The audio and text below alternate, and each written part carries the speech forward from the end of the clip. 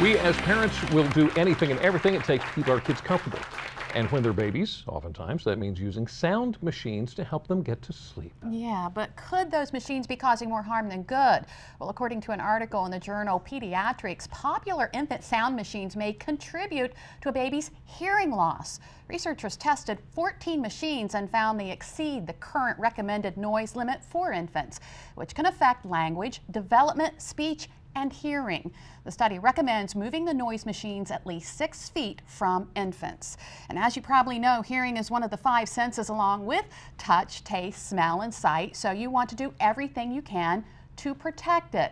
But according to researchers at Johns Hopkins, about 20% of adults in the United States, or 48 million people, report some degree of hearing loss. And it's estimated that 30 school children per 1,000 have a hearing loss.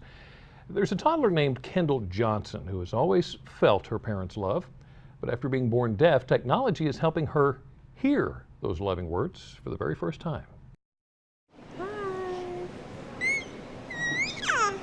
Like most toddlers, Kendall Johnson squeals, gurgles, and fusses, but she's making noises that she can't hear.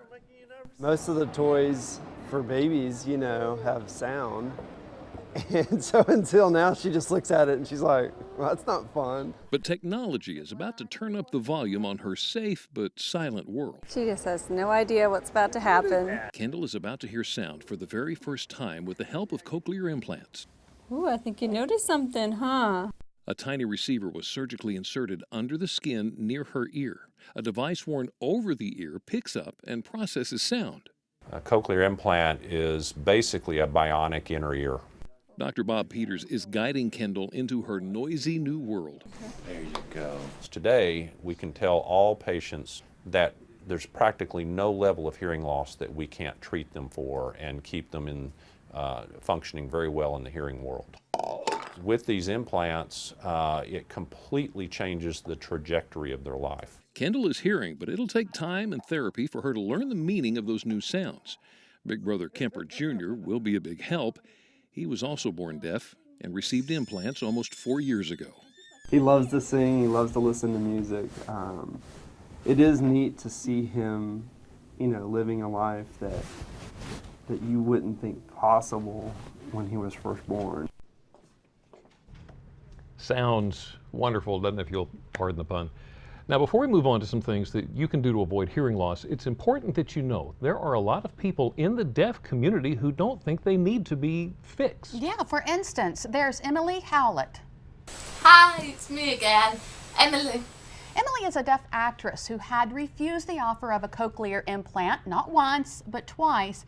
And here's why. Emily says, quote, "My identity is a deaf person now. I didn't go to deaf school and I didn't grow up with deaf peers, but I'm deaf now and it's me. I'm not sure I want to change that." There is a great amount of discussion in the deaf community about cochlear implants, with some saying there's nothing wrong with them, they just can't hear. Even more difficult to decide, how fair is it for parents to make the decision for their children before the children can make their opinion known? We're going to let you make up your own mind about that. So let's talk about your hearing. What to watch out for, what to do, and what not to do. And here to help us understand is Dr. Kristen Wilson of the Chesapeake Hearing Center in Salisbury. Thanks for joining us this afternoon. Absolutely, thanks for having me. This is a pretty tough topic, but if we're looking at hearing loss, it's been said you don't know what you don't know. So how can we know that maybe we're beginning to suffer a hearing loss problem? Well, it's very difficult because hearing loss is an invisible condition. You can't really see it. So you're not looking for signs, you're looking for the effects of hearing loss. For instance, people might start to notice that they're getting really tired more than usual after long conversations, going out to dinner, at restaurants. Noisy situations or group conversations are harder to follow, and even background noise is going to interfere a lot more. And detecting hearing loss, it can be gradual or sudden. Yeah, it could be either or. Sometimes earwax can cause hearing loss. That would be more of a gradual, or it can be sudden. If it's totally impacted, you're going to notice a significant impact. And even some types of permanent hearing loss can come on all of a sudden, whether it's from noise or even a viral infection. Wow, and it is about your surroundings, right? It has a lot to do with surroundings, but not all the time. Many people have congenital hearing loss, which means that they were either born with it or developed it early in childhood, or you can have it genetically where you end up developing it as an adult later in life. Sometimes people who are more predisposed to hearing loss are going to be more at risk for noise-induced damage. Right. But no matter what, even if you don't have a family history of hearing loss, you want to protect yourself from damaging noise levels, because noise anytime to anybody can be damaging in large doses. Okay, so how loud is too loud?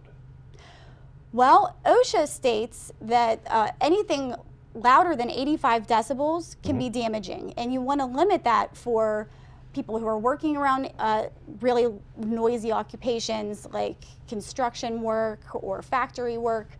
8 hours a day is the maximum limit for 85 decibels. As you go louder, even up to 100 decibels, you're limiting up to 15 minutes per day is the max that you can listen to anything that loud. So what would be about 85 decibels?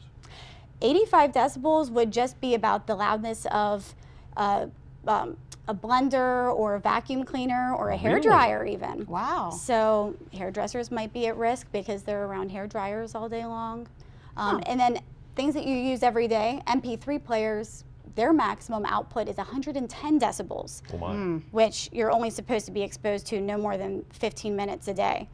And we know lots of teenagers like to blare their music and for hours and hours a day. Yeah. So Yeah, I'm telling my kids all the time. So can our lost hearing be healed? Can we get it back? sometimes it depends on the type of hearing loss. There are two basic types of hearing losses, conductive and sensory neural. Okay. Conductive hearing loss has to do with your outer ear to your eardrum and the tiny bones that lead to your the cochlea. And so things that are on the outside of the ear would include maybe you were born without an outer ear infections with fluid behind the eardrum, or earwax. Anything that's conductive is usually treatable by an ENT physician or your primary care doctor through medical or surgical means. Okay. Sensory neural hearing loss is beyond the outer and middle ear. That involves your inner ear, which is your cochlea, and the auditory nerve, which leads to the pathways in the brain. There are certain types that can be treated medically if it's treated very, very quickly within 2 weeks, Right. some sudden onset hearing loss. If you wake up one day and all of a sudden you're deaf, usually it's in one ear, but sometimes it can be in both, then it's a medical emergency. You need to get it treated right away.